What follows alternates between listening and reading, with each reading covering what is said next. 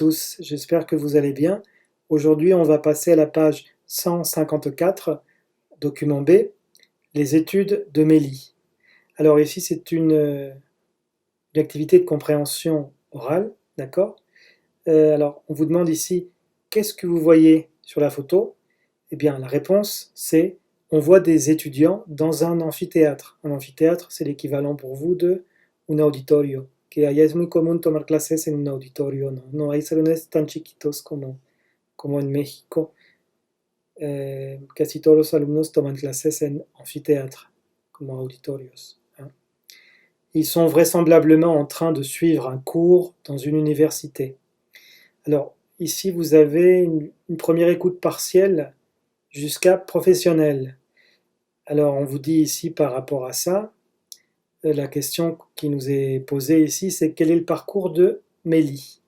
Vous allez compléter ici les informations, d'accord? Alors, faites votre écoute, très bonne écoute, et on se retrouve juste après pour la correction. Unité 11. On recrute. Page 154, document B. Les études de Mélie. Bonjour Mélie, merci d'accepter de témoigner pour le journal des anciens élèves du collège Paul Valéry. C'est un plaisir pour moi. Alors, qu'est-ce que tu es devenue? Qu'est-ce que tu as fait comme étude? Après mon bac S, j'ai fait une licence d'économie, puis je me suis inscrite à Sciences Po Lille pour intégrer un Master 1 dans le domaine de l'humanitaire. Mais avant de commencer mon Master 2, j'ai fait une année de césure. Pourquoi est-ce que tu as fait une année de césure? J'avais besoin de faire une pause dans mes études et je voulais découvrir le milieu professionnel. Vous venez d'entendre le document sonore. Nous allons tout de suite passer à la correction. Alors, quel est le parcours de Mélie? Eh bien, regardez ici. Mélie, donc, elle a un bac scientifique et une licence d'économie, un master 1 à Sciences Po Lille, une année de césure volontaire au Chili. Vous avez aussi actuellement, elle est étudiante en master 2. Pour cette première écoute à la question 3, j'attendais également la réponse. Elle a fait son année de césure entre son année de master 1 et son année de master 2. À la question 4, pour finir la première écoute. Pour la réponse à la question 4, j'attendais la réponse. Elle a décidé de faire une pause dans ses études car elle en avait besoin et elle voulait découvrir le monde professionnel. Voilà. Nous allons maintenant passer à la deuxième écoute. Ici, vous allez écouter le document en entier. D'accord? Pardon. On va maintenant passer à la deuxième écoute. Vous allez écouter l'enregistrement jusqu'à la fin, ici. Alors, pour la question 5, on nous pose la question. Qu'a fait Mélie pendant cette période?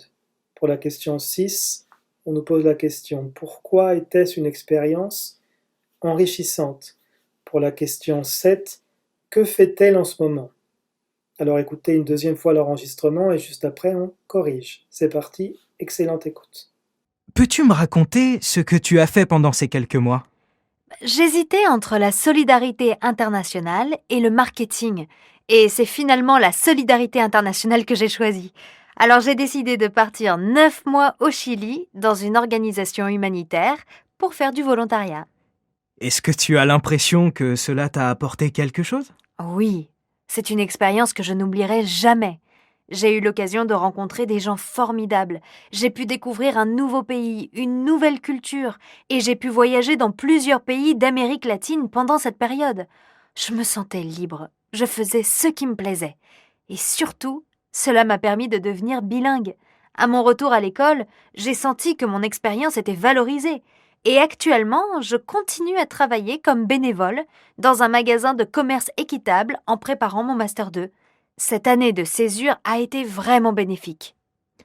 Merci pour ton témoignage, Mélie, et bonne continuation dans tes études. Bien, alors pour la question 5, vous deviez répondre. Elle est partie 9 mois au Chili dans une organisation humanitaire pour faire du volontariat. Pour la question 6, c'était une expérience enrichissante pour elle car elle a pu voyager en Amérique latine.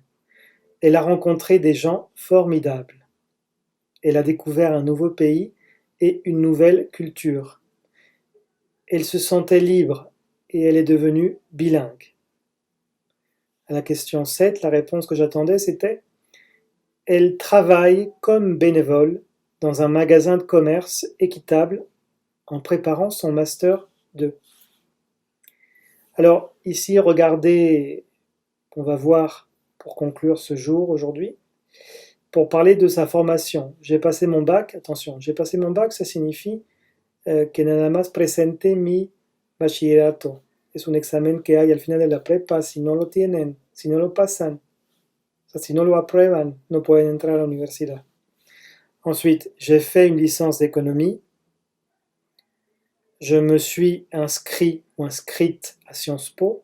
Sciences Po, Ciencias Políticas, es la escuela que forma a todos los políticos que hay en Francia, casi es una escuela de mucho nivel educativo, ¿no?